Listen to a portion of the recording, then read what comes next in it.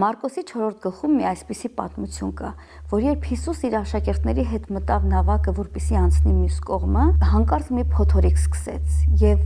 ջուրը լցվում էր նավակի մեջ։ Իսկ այդ ընթացքում Հիսուսը քնած էր նավակի ետևում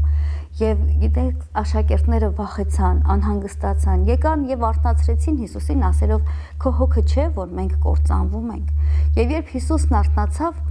բարկացավ։ Նախ առաջինը սաստեց եւ քամուն եւ լճին եւ երկրորդը ասաց. «Ինչու եք վախենում, այ թերահավատներ»։ Գիտեք, այստեղ երկու բան շատ կարեւոր է։ Առաջինը այն, որ եթե Հիսուսն է քո նավակի մեջ, դու անհանգստանալու կարիք չունես։ Բայց երկրորդը այն, երբ որ Հիսուսը լռում է, իսկ Հիսուսը երբեմն լռում է, մենք չկասկածենք այն հարցում, որ Հիսուսը կարող է խաղաղեցնել ամեն փոթորիկ եւ հրամայել, որ ամեն ջուր իր ճիշտ տեղը գա։